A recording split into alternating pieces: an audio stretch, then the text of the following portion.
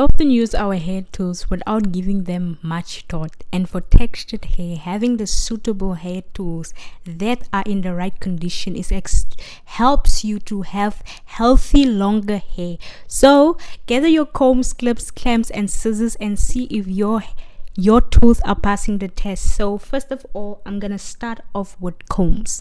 The first thing you have to check with combs, check your combs and then see if there is like segregated ends, like the seams are visible, and look for missing teeth. Look for those things.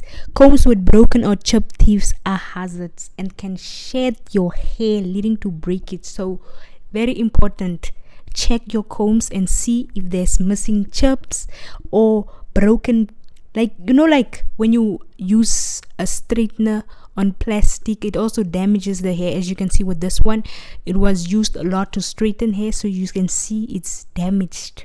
It has to be thrown away. And this purple one, just look at this comb, it's time to go. This, whoever uses the purple comb, whenever they're combing the hair, it's like scratching the cuticles, which is causing tears and split ends. So now you know split ends is caused by combs looking like this. If your comb look like this, please throw it away. What's wrong with this comb is it's not seamless, so it means the seams are visible. But this black comb here, the seams aren't visible, which means that it has been filed down properly. So this comb is the ideal comb to use. So check your combs and just check it and see if there's like some seams that are visible. Throw it away. Moving on to detangling brushes. Detangling brushes that you should avoid is the Denman.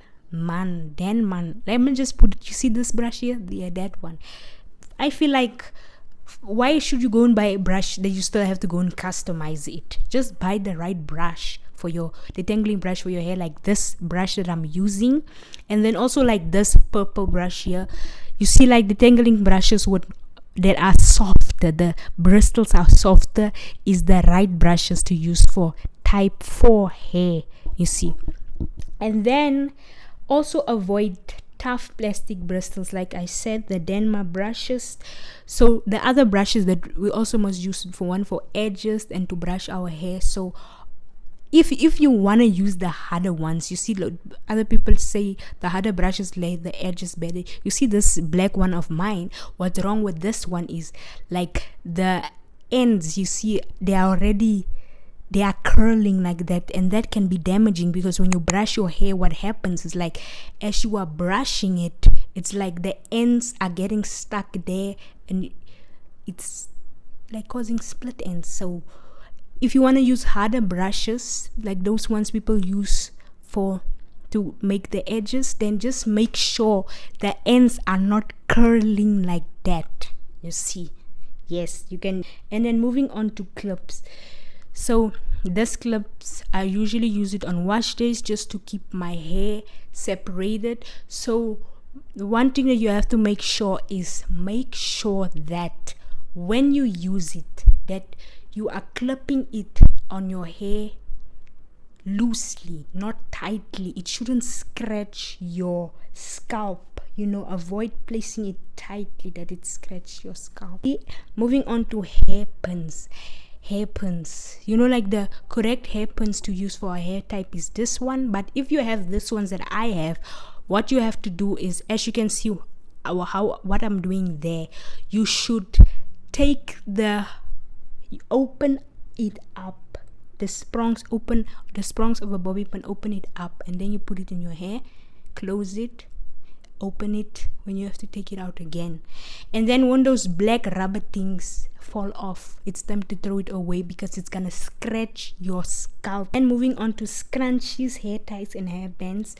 Always make sure that your hair is moisturized at the area where you're gonna put the hair bands or scrunchie, because what happens, for those who don't use like scrunchies that are made of silk, where you put it, it's gonna like absorb the moisture from your hair. So what later on happens is that it's gonna start scratching against your hair, will start scratching against it, which it can cause damage. That's why it's better to opt for scrunchies and hair ties that are made of silk and satin. And then you see like rubber bands. When those black rubber bands that people use on their hair, always put them in water, in oil, you know, like those ones and this one here, always put them at least in oil. Yes. And then moving on to ponytail, give your hair space to breathe in the ponytail, like a rule of thumb. Have you ever made a ponytail and during the day you start having a headache? Well, that means that ponytail is too tight. Well, you might be like, no, it's not tight, but I still have space, it's tight.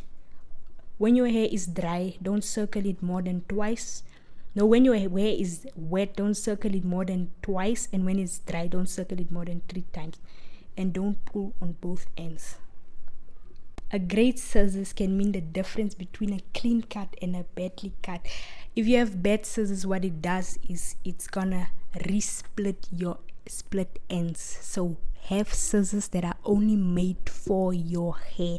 Very important, because a blunt scissors, what it does is that it just like moves around the hair before it cuts it. So get a scissor that's just for your hair.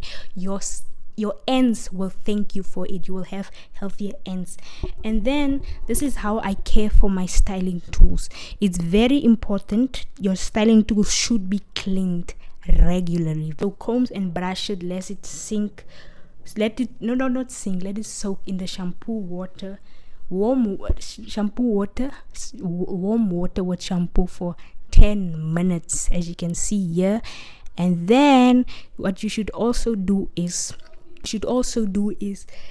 the brushes, you leave it in for like 10 minutes, but if it's like a wood one, leave it for like 2 minutes, and then you just go in with a comb, as you see, as I did here. I also washed my microfiber towels and also my wash box, as you can see. Thank you for watching the video. See you in the next one.